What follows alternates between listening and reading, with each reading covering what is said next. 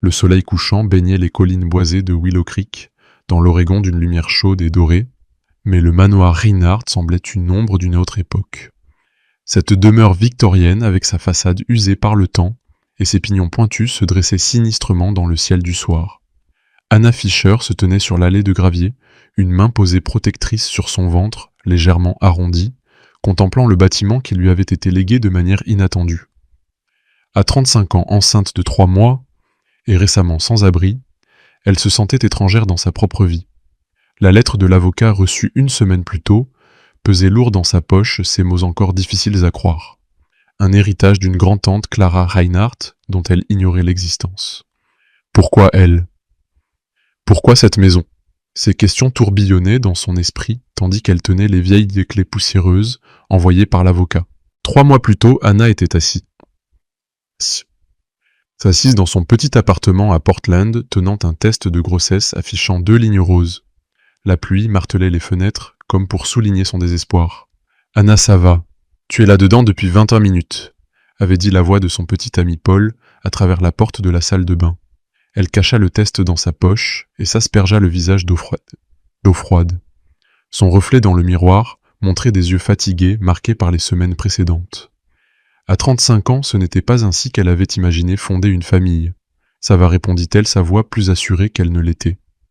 Mais en sortant de la salle de bain, elle vit Paul faire ses valises. Une valise ouverte trônait sur le lit, à moitié remplie de vêtements mal pliés. « Tu pars !» Ce n'était pas une question. Je t'ai dit la semaine dernière, Anna, le boulot à Seattle est une nouvelle chance. Il évitait son regard. Tu as dit que tu comprenais. C'était avant qu'elle sache qu'elle était enceinte. Elle s'arrêta, les mots coincés dans sa gorge. Le test dans sa poche pesait comme une pierre. Avant quoi ? Demanda Paul, sentant la tension. Rien, murmura-t-elle. Elle le regarda emballer ses affaires, chaque objet emportant un morceau de leur vie commune. Quand est ton vol demain matin ? Elle se détourna pour cacher les larmes qui brûlaient en ses yeux. L'appartement, autrefois un refuge, semblait maintenant une coquille vide. 3 semaines plus tard, l'avis d'expulsion arriva. Anna tenait la lettre les mains tremblantes, les lettres rouges lui sautant aux yeux. Après 15 ans dans la même petite librairie, la faillite de l'entreprise l'avait laissée sans emploi. Des mois de candidature n'avaient donné que des refus automatisés. Son téléphone vibra. Paul. L'espoir jaillit malgré tout. « Salut !» répondit-elle, la voix fragile. « Anna, je vais me marier. » Le monde vacilla légèrement. « Tu es partie depuis 6 semaines. Je sais, c'est allé vite, mais Lisa et moi... » Lisa du département marketing. Son silence fut une réponse suffisante. « Je suis enceinte, Paul. » Le silence à l'autre bout du fil sembla durer des années. « Es-tu sûr que c'est... Ne t'avise pas, l'interrompit-elle, la voix glaciale. Ne t'avise pas de finir cette phrase. Elle raccrocha avant qu'il ne puisse continuer, avant d'entendre ses excuses ou ses reproches. Sa main glissa instinctivement vers son ventre, où une légère rondeur se dessinait. Le bébé était tout ce qu'elle avait maintenant. Le lendemain matin, son propriétaire, M. Martinez, frappa doucement à la porte. Ses yeux étaient pleins de compassion, mais fermes. « Je t'ai donné un délai supplémentaire, Anna, mais la gestion immobilière m'y oblige. Juste 1 semaine de plus, supplia-t-elle, la voix désespérée. Je suis désolée. Ils viennent samedi. » D'ici vendredi, Anna avait presque tout vendu meuble-livre, même le médaillon en argent de sa grand-mère. Un héritage qu'elle n'avait jamais osé porter. Le maigre paquet d'argent ne durerait pas longtemps. Les nuits s'étaient passées à chercher des refuges pour sans-abri, chaque demande plus décourageante que la précédente. Les listes d'attente s'étendaient sur des mois. Sa dernière nuit dans l'appartement, elle la passa dans un sac de couchage, entouré de 2 valises contenant tout ce qui restait de sa vie. Le sommeil venait par bribes agitées, interrompu par les mouvements délicats du bébé, comme des ailes de papillon. « Il n'y a plus que nous 2 maintenant », murmura-t-elle dans l'obscurité, sa main reposant sur son ventre. Le samedi matin apporta une lumière impitoyable. Alors qu'Anna traînait ses valises dans la rue, son téléphone sonna. Un numéro inconnu. « Madame Fisher ici, Robert Kleinman, de Kleinman en associé. Suis-je en train de parler à la fille d'Elise Reinhardt ?»« Oui, répondit Anna prudemment. Elle est morte à ma naissance. Mes condoléances. Votre grand-tante Clara Reinhardt est décédée il y a 3 mois. Vous avez hérité de sa propriété, le manoir Reinhardt. » Anna s'effondra sur une valise, les mots résonnant dans sa tête. Je ne savais pas que j'avais une grand-tante. Madame Reinhardt était très discrète. En tant que seule parente encore en vie, vous êtes l'héritière. Alors que M. Martinez changeait les serrures de son ancien appartement, Anna fixait l'adresse griffonnée à la hâte. Une maison. Un endroit où aller. Elle laissa l'avis d'expulsion sur le trottoir, chargea ses valises dans un taxi et partit vers un héritage dont elle ignorait tout. Le taxi gravit lentement l'allée sinueuse, les graviers crissant sous les pneus. Anna observait les jardins, envahis par les mauvaises herbes et les chênes noueux qui bordèrent le chemin. Le manoir se dressait devant elle, sa façade, un patchwork d'élégance, fanée et de négligence. « Vous êtes sûr ?» demanda le chauffeur sceptique, son regard croisant le sien dans le rétroviseur. Anna vérifia l'adresse sur la lettre. « Oui. » Alors que le taxi s'arrêtait, elle sentit le bébé bouger. « Nous y sommes. » Petit, murmura-t-elle, un faible sourire aux lèvres. Le chauffeur déposa ses valises sur les marches de pierre fissurées et repartit l'air inquiet. Le silence était profond, seulement troublé par le chant des oiseaux et le murmure du vent dans les feuillages. Anna manipula les clés en fer envoyées par l'avocat. La plus grande tourna bruyamment dans la serrure, et la lourde porte en chêne s'ouvrit vers l'intérieur. Le hall d'entrée sentait la poussière et les souvenirs oubliés. Des draps couvraient les meubles silhouettes fantomatiques dans la lumière faible des fenêtres sales. Anna entra ses pas, laissant des traces sur le sol de marbre poussiéreux. « Bonjour » appela-t-elle, sa voix résonnant dans les couloirs vides. Seul la silence répondit. Elle retira les draps des meubles, révélant des pièces victoriennes ornées, un bureau sculpté, des fauteuils rembourrés, une table d'appoint en acajou. L'artisanat était évident malgré des années de négligence. La cuisine était une capsule temporelle. Un poêle en fonte, un évier en porcelaine avec des robinets en laiton, des armoires en chêne aux portes vitrées. Le robinet crachota de l'eau rouillée, puis elle devint claire. Anna monta le grand escalier, ses mains glissant sur la rampe lisse, polie par des générations. Le deuxième étage révélait un couloir bordé de portes. La première chambre contenait un lit à baldaquin avec un dais fané. Elle s'assit prudemment, soulevant un nuage de poussière. « C'est chez nous maintenant », dit-elle à voix haute, les mots sonnant étrangement à ses oreilles. Un bruit sec venant d'en bas fit bondir son cœur. Des pas distincts résonnèrent dans la maison. « Qui est là ?» cria-t-elle, masquant sa peur sous une autorité feinte. D'autres pas, puis le silence. Anna saisit un lourd chandelier sur la table de nuit et descendit prudemment l'escalier. Une femme aux cheveux gris se tenait dans le hall droite, disposant des sacs de course sur une table. Elle leva les yeux, imperturbable face à l'arme improvisée d'Anna. « Vous devez être Madame Fischer. » Sa voix était claire, son expression indéchiffrable. « Je suis Madame Kessler, intendante ici depuis 40 ans. » Anna abaissa le chandelier.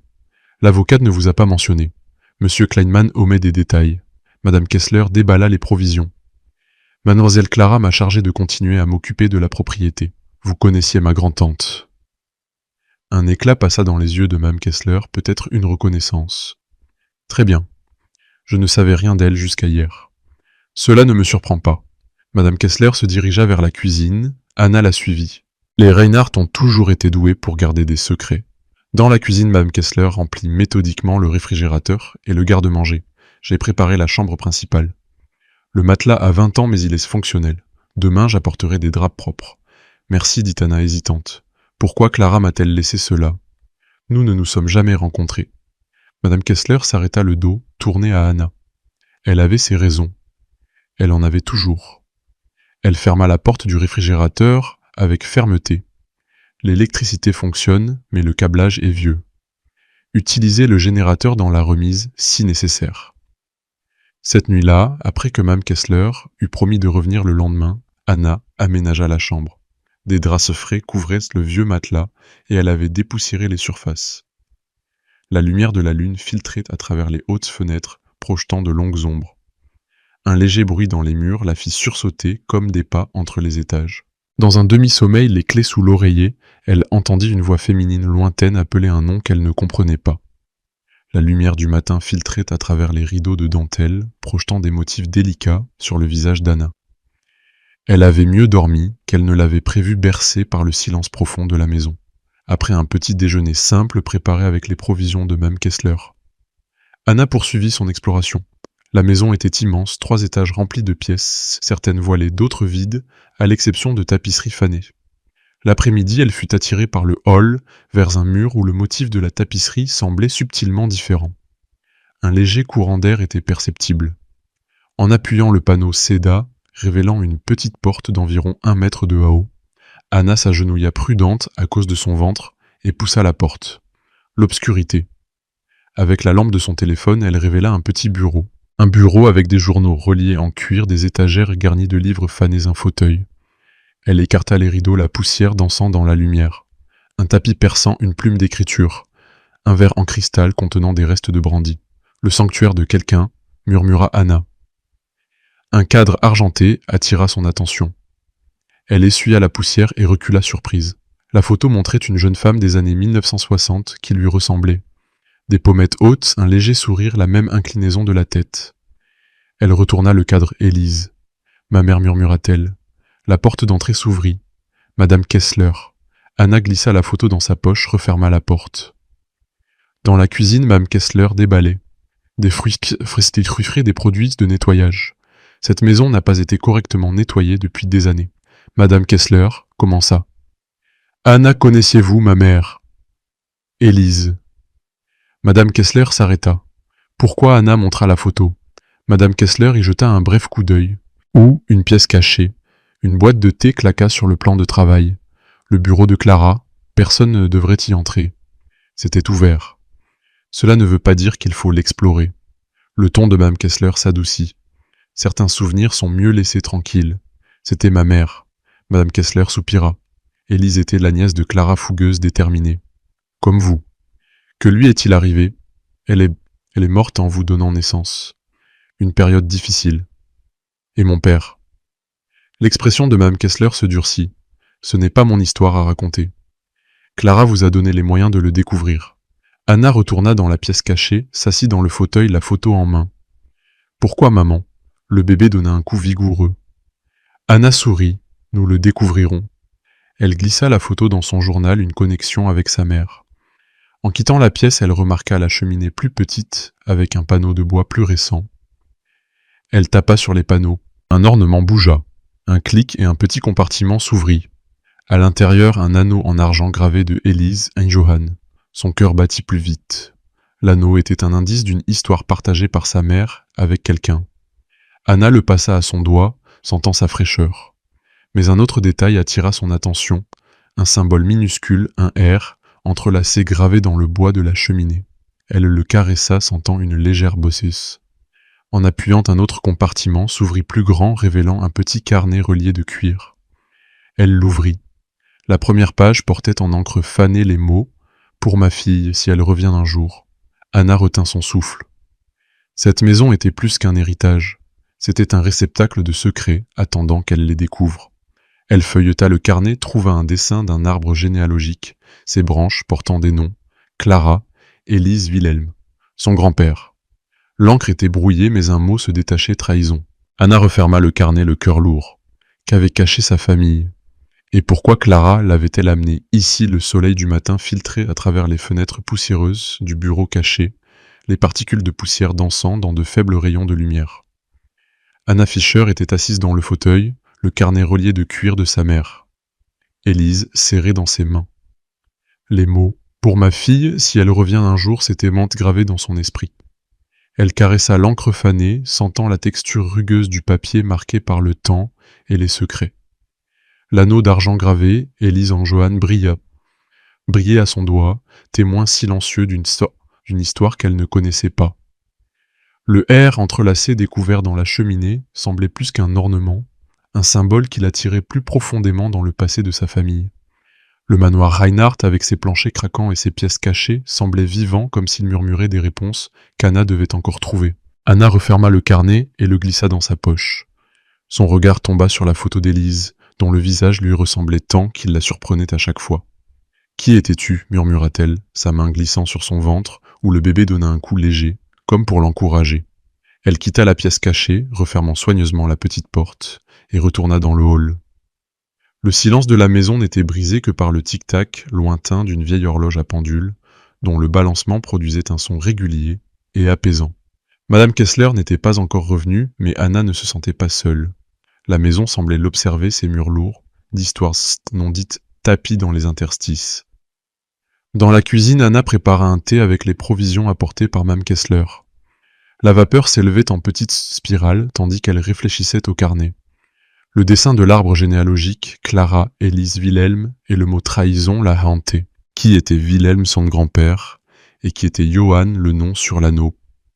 Elle prit une gorgée de thé au goût amer et tenta de rassembler les pièces du puzzle. Sa mère était morte en lui donnant naissance. Elle le savait, mais elle n'avait jamais rien su de son père. Ses grands-parents, ses origines et tout était un brouillard qu'elle n'avait jamais percé. Clara Reinhardt, sa grand-tante, lui avait laissé cette maison, mais pourquoi ? Était-ce un cadeau, un héritage ou un fardeau qu'Anna devait encore comprendre ? Un coup retentissant à la porte d'entrée arracha Anna à ses pensées. Elle posa sa tasse, son cœur battant plus vite. À travers le verre dépoli de la porte, elle vit une silhouette imposante déformée par la lumière. Elle ouvrit prudemment le lourd chandelier de la veille, à portée de main. Un homme se tenait devant elle, la quarantaine, vêtu d'un costume coûteux, qui semblait déplacé dans ce domaine envahi par la végétation. Son sourire était poli mais calculateur, ses yeux froids comme le vent d'automne. « Madame Fischer, je suis Victor Klein, promoteur immobilier. » Il lui tendit une carte de visite du papier épais couleur crème avec une dorure. « J'ai entendu parler de votre héritage et je souhaite faire une offre. » Anna fronça les sourcils, sa main serrant la carte. « Une offre pour la propriété. » Klein fit un pas en avant, ses yeux parcourant la façade délabrée. « Ce terrain a du potentiel. Je pourrais vous offrir une somme considérable, assez pour recommencer ailleurs. » Anna ressentit une malaise qui s'installa dans son estomac. La maison n'est pas à vendre. Le sourire de Klein s'élargit mais devint plus froid comme celui d'un prédateur. Réfléchissez-y. Les vieilles maisons comme celle-ci sont souvent plus de problèmes que de bénéfices. Je vous recontacterai. Il hocha brièvement la tête et partit sa voiture noire disparaissant dans l'allée, les graviers crissant sous les pneus. Anna ferma la porte, son souffle rapide. Quelque chose chez Klein semblait faux, comme une menace qu'elle ne pouvait saisir. Elle retourna dans la cuisine et saisit le carnet. À la 2e page, elle trouva une autre note dans la même écriture que la dédicace. Wilhelm connaissait la vérité. Le sol cache plus que de la terre. Anna fronça les sourcils. Le sol, elle pensa au jardin envahi aux chênes noueux entourant la propriété. Cela avait-il un rapport avec l'intérêt de Klein ? Elle devait en savoir plus, mais la maison était immense, avec des pièces infinies et des recoins cachés. Seule, elle ne pouvait pas tout explorer. Elle avait besoin d'aide de quelqu'un qui connaissait l'histoire de cet endroit. L'après-midi, elle entendit le crissement des graviers. Madame Kessler était de retour accompagnée d'un homme portant une pile de livres. Madame Fischer appela Madame Kessler, sa voix résonnant dans le hall. Voici Lucas Mayer, historien de Willow Creek. Il connaît l'histoire des Reinhardt. Lucas, un homme mince à lunettes, avec un sourire amical, tendit la main. Ravi de vous rencontrer. J'ai beaucoup entendu parler de votre famille. Anna serra sa main reconnaissante pour sa chaleur qui perçait le froid de la maison. Que savez-vous d'eux ? Lucas posa les livres sur la table de la cuisine, leur couverture poussiéreuse, mais intacte. Les Reinhardt étaient l'une des plus anciennes familles d'ici. Wilhelm, votre grand-père, était ingénieur minier. Il a disparu dans les années 1970 dans des circonstances mystérieuses. Anna ressentit un pincement, ses doigts se resserrant sur le carnet. Disparu. Lucas hocha la tête. Il y avait des rumeurs de scandale, quelque chose lié à son entreprise Reinhardt Industries. Mais les détails sont flous, les archives incomplètes. Madame Kessler s'éclaircit la gorge, son expression tendue. Certaines histoires sont mieux oubliées. Mais Lucas sourit doucement. Où elles attendent d'être racontées. Anna montra à Lucas le carnet et la photo d'Élise. J'ai trouvé ça dans une pièce cachée. Les yeux de Lucas s'écarquillèrent d'une lueur de curiosité y brillant. Une pièce cachée. C'est typique des vieux domaines comme celui-ci. Puis-je la voir ? Elle le conduisit dans le hall, ouvrit la petite porte. Lucas s'agenouilla et éclaira l'intérieur avec sa lampe de poche. « Incroyable, murmura-t-il, c'est le bureau de Clara. Elle était connue pour son goût du secret. » Il examina les étagères, en tira un livre poussiéreux, un journal de Wilhelm. Anna le prit ses mains, tremblant légèrement. « Que dit-il, Lucas ?» Feuilleta prudemment les pages fragiles, des notes sur l'exploitation minière. Wilhelm mentionne une découverte sous le domaine, une veine minérale rare qu'il voulait garder secrète. Anna pensa à l'offre de Klein, ses doigts se crispant sur le bord de la table. C'est pourquoi il veut le terrain. Lucas hocha la tête. Possible. Mais il y a plus. Wilhelm écrit sur un conflit avec un partenaire commercial, un homme nommé Klein. Anna se figea. Victor Klein. Lucas secoua la tête. Probablement son père Heinrich Klein. Il était actif à Willow Creek dans les années 1970. Le soleil se coucha baignant la cuisine d'une lueur orange chaude. Madame Kessler préparait le dîner et l'odeur du pain frais emplissant la pièce. Anna et Lucas étaient assis à la table plongés dans le journal de Wilhelm. Les entrées devenaient cryptiques. Heinrich veut exploiter le sol, coûte que coûte, lut Lucas, à voix J'ai modifié le testament pour protéger le terrain. Anna fronça les sourcils. Un testament, Lucas tourna les pages. Ici, il dit que Wilhelm l'a caché pour protéger sa famille. Anna pensa au carnet de sa mère. Peut-être qu'Élise savait où il était. Madame Kessler près du poêle se retourna. Élise était jeune quand Wilhelm a disparu. Elle savait peu de choses, mais son regard était fuyant comme si elle cachait quelque chose. Anna sentit que l'intendante en savait plus qu'elle ne le disait. Cette nuit-là, Anna resta éveillée, le journal et le carnet à ses côtés. Le vent hurlait autour de la maison, secouant les volets. Soudain la lumière vacilla, puis s'éteignit. L'obscurité l'enveloppa. Son cœur battait fort. Elle saisit son téléphone, mais la batterie était vide. « Pas maintenant », murmura-t-elle. Dans le noir, elle se dirigea vers l'escalier, les clés en main. Un bruit des pas au rez-de-chaussée. Madame Kessler appela-t-elle. Pas de réponse. Elle descendit prudemment, serrant le chandelier. Le hall était vide, mais la porte d'entrée était entr'ouverte. L'air frais de la nuit s'infiltrait. Anna ferma la porte, son souffle rapide. Quelqu'un était-il entré? Elle vérifia les fenêtres toutes fermées, mais un mot gisait sur le bureau, écrit d'une main maladroite. « Vendez ou ce sera pire ». Le sang d'Anna se glaça. Elle pensa à Victor Klein, ses yeux froids, son sourire calculateur. Le lendemain matin, Madame Kessler revint son expression plus tendue que d'habitude. « Que se passe-t-il » demanda-t-elle, en voyant le visage pâle d'Anna. Anna lui montra le mot. Madame Kessler fronça les sourcils. « Ce n'est pas la première fois que quelqu'un veut ce terrain. Que voulez-vous dire ?» Les Klein ont toujours montré de l'intérêt. Wilhelm les a repoussés. Anna sentit la colère monter en elle. Pourquoi Clara ne m'a-t-elle pas dit cela? Madame Kessler soupira, ses mains posées sur le plan de travail. Elle voulait que vous décidiez par vous-même ce que vous feriez de cet héritage. Anna contacta Lucas, qui revint l'après-midi. Ensemble, ils fouillèrent le bureau, ou à la recherche d'indices sur le testament. Lucas trouva une vieille lettre cachée dans un livre. De Wilhelm à Élise Lutil. Il parle d'un coffre-fort dans la cave, fermé par un code que seule la famille connaît. Anna se rappela le dessin dans le carnet, l'arbre généalogique. Peut-être que le code y est. Elle récupéra le carnet et montra la page à Lucas. Il étudia les noms, Clara, Élise, Wilhelm. Ça pourrait être une date, suggéra-t-il. La date de naissance de Wilhelm. Anna hocha la tête. Mais comment la connaître? Lucas sourit. Les archives de Willow Creek ont des registres. Je peux vérifier. La recherche du coffre-fort les mena à la cave, un monde froid et humide, de murs de pierre et de toiles d'araignée. Anna tenait une lampe de poche tandis que Lucas palpait les murs. Ils finirent par trouver une plaque métallique cachée derrière une étagère. C'est ça, dit Lucas, sa voix étouffée par l'excitation. Anna examina la plaque, une serrure à combinaison à 6 chiffres. Il nous faut la date. Lucas promit de revenir le soir. Mais seule dans la cave, Anna ressentit un froid qui ne venait pas de l'air. Un murmure léger comme un nom résonna dans l'obscurité. Élise. Elle se retourna, mais personne n'était là. Son cœur battait à tout rompre. Était-ce son imagination? Ou la maison lui parlait-elle? Lucas revint au crépuscule, une feuille de papier à la main. La date de naissance de Wilhelm, 12 mars 1925. Anna hocha la tête.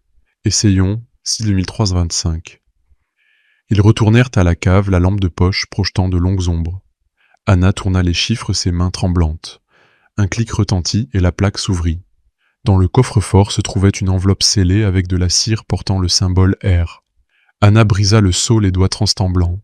À l'intérieur, un document, le testament de Wilhelm. Le terrain ne doit pas être exploité, lut-elle à voix haute. Il appartient à la famille Reinhardt, protégée pour 100 ans. Mais un autre mot glissa de l'enveloppe dans une écriture différente, Heinrich C. Il n'abandonnera pas. Anna et Lucas se regardèrent, l'air lourd de sens. Victor Klein dit, Anna sa voix ferme. Il suit le plan de son père. Lucas hocha la tête. Nous devons protéger le testament. Anna serra l'enveloppe, sa détermination grandissant. Et le terrain. Pour ma famille. Le bébé donna un coup vigoureux comme pour approuver. Mais dehors, elle entendit le crissement des graviers. Une voiture noire s'arrêta devant la maison. Victor Klein était de retour et Anna savait que les ombres du passé ne la laisseraient pas si facilement.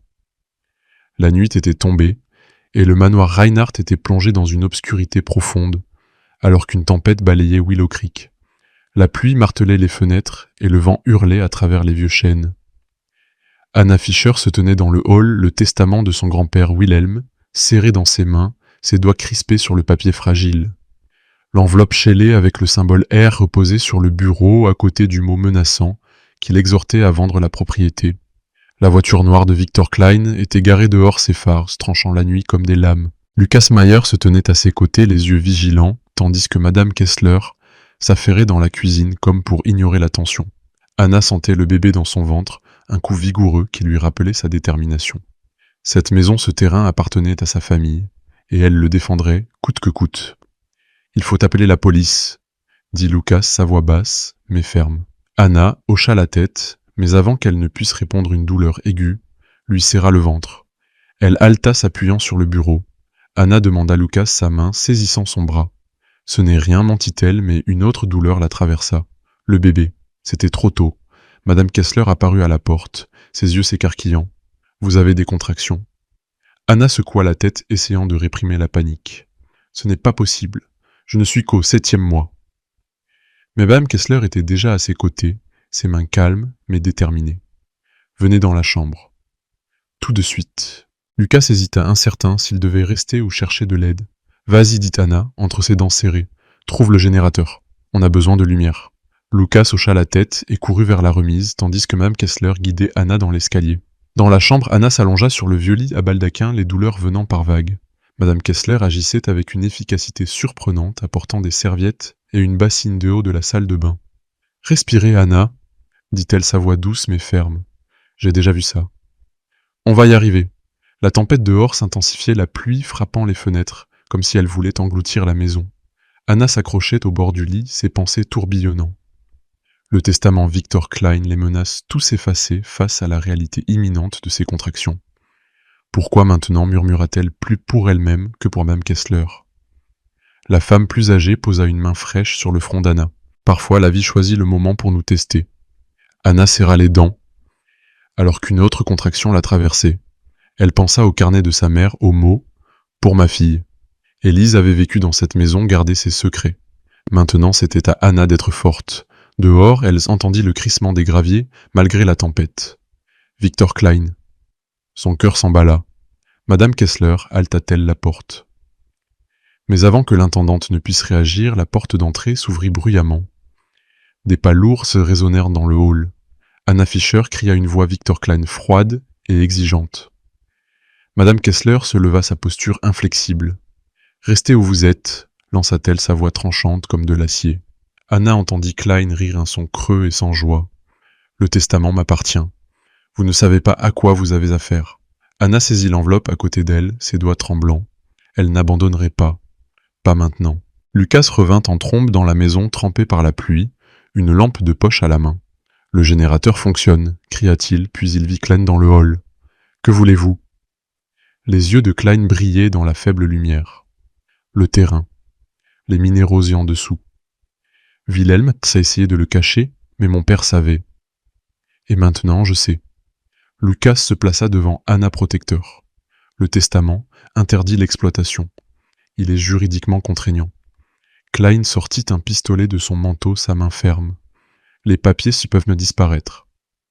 Les gens aussi. Anna haleta en partie à cause de la douleur, en partie de la peur. Mais elle se força à penser clairement.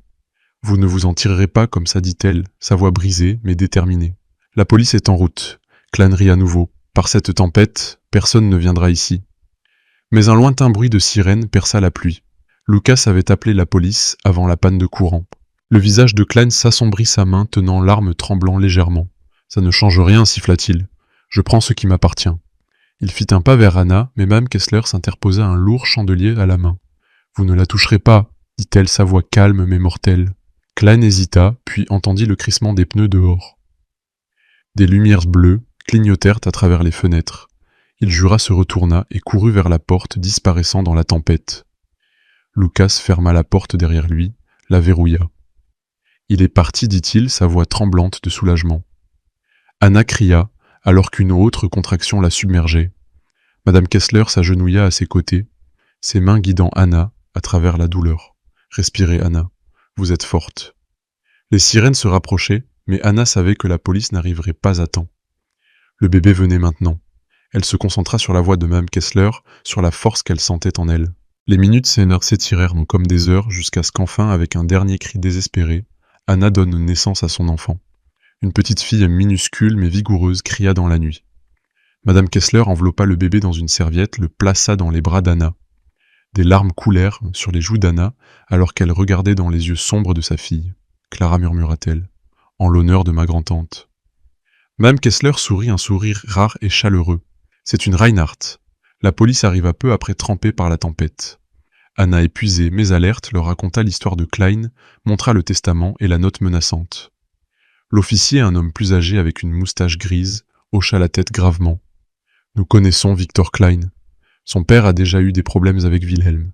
Nous le trouverons. » Lucas tendit le testament à l'officier. « Il doit être mis en sécurité. » L'officier hocha la tête. « Nous le garderons jusqu'à ce qu'il soit officiellement enregistré. » Anna serra sa fille et contre elle sa détermination grandissant. Cette maison, ce terrain, c'était plus qu'un héritage. C'était un legs qu'elle protégerait pour Clara, pour sa famille. Les jours suivant la naissance furent un tourbillon. Lucas aida à soumettre le testament au tribunal local et la police rechercha Klein qui avait disparu sans laisser de traces. Anna se rétablissait lentement, sa fille Clara à ses côtés. Mme Kessler resta s'occupant des deux, avec une sollicitude qu'Anna n'aurait jamais attendue de l'intendante bourrue. Un matin, alors que le soleil baignait les collines de Willow Creek d'une lumière dorée, Anna trouva une autre lettre dans le bureau de Clara, écrite dans une écriture soignée qu'elle reconnut immédiatement, celle de sa grand-tante. « Chère Anna, commençait la lettre, si tu lis ceci, tu as trouvé la vérité. Le terrain renferme des richesses, mais aussi des responsabilités. Je l'ai protégé comme Wilhelm le voulait, et maintenant c'est à toi de le faire. Utilise-le pour aider les autres. » Anna lut la suite, les yeux remplis de larmes. Clara avait secrètement soutenu des organisations caritatives, aidé des femmes dans le besoin renforcé des communautés. « C'est ton héritage, concluait la lettre. Pas seulement le terrain, mais la force de faire le bien. » Anna resta longtemps dans le bureau, les mots de Clara résonnant en elle. Elle pensa à son propre parcours, l'itinérance, le désespoir, la force qu'elle avait trouvée en elle. La maison, autrefois, un lieu de secrets, était maintenant un symbole d'espoir. Avec l'aide de Lucas et le soutien silencieux de Mme Kessler, Anna commença à élaborer un plan. Elle transformerait le manoir Reinhardt en un refuge pour femmes, un foyer sûr pour les femmes enceintes, qui comme elle n'avaient nulle part où aller. Elle l'appela Refuge pour femmes, Reinhardt, en hommage à Clara, Élise et Wilhelm. La communauté de Willow Creek se rallia offrant du temps et des ressources. Lucas organisa des visites historiques du domaine pour collecter des fonds, et Anna utilisa les revenus de Reinhardt Industries, hérités par le testament, pour financer le refuge. Un soir, alors qu'Anna était assise sur la véranda avec Clara dans ses bras, elle contempla les collines. Le terrain que Wilhelm avait protégé était maintenant un lieu de guérison. Elle pensa aux leçons qu'elle avait apprises, la résilience née de la nécessité, la force de la communauté qui les unissait, et la responsabilité non seulement de préserver un héritage, mais de le faire prospérer. « C'est pour toi, Clara, » murmura-t-elle à sa fille, « et pour tous ceux qui viendront après nous. » Le bébé gazouilla comme pour approuver, et Anna sut qu'elle avait trouvé sa place pas seulement dans la maison, mais dans une histoire plus grande qu'elle-même. Le voyage n'avait pas été facile. De l'itinérance à la maternité des secrets aux révélations. Anna avait appris que la force ne consistait pas à ne jamais tomber, mais à se relever à chaque fois. Le refuge pour femmes, Reinhardt, devint un phare à Willow Creek, un lieu où les femmes trouvaient un abri, partageaient sur leurs histoires et écrivaient de nouveaux chapitres. Anna travailla avec des organisations locales pour mettre en place des programmes éducatifs et un soutien pour les femmes dans le besoin. Elle apprit les noms des bénévoles, écouta leurs histoires, et reconnut que chacune avait ses propres luttes. Ensemble, elles créèrent quelque chose de plus grand, une communauté fondée sur la compassion et le respect. La leçon qu'Anna tira de son voyage était claire. La résilience, c'est que c'est avancé malgré la peur. Un héritage est plus qu'une possession, c'est la responsabilité de faire le bien. Et la communauté naît lorsqu'on tend la main aux autres. Cette leçon, elle la partagea avec chaque femme qui entrait dans le refuge et avec tous ceux qui entendaient son histoire. Le manoir Reinhardt n'était plus une maison de secret, mais un lieu d'espoir, un legs qui perdurait dans les vies qu'il touchait.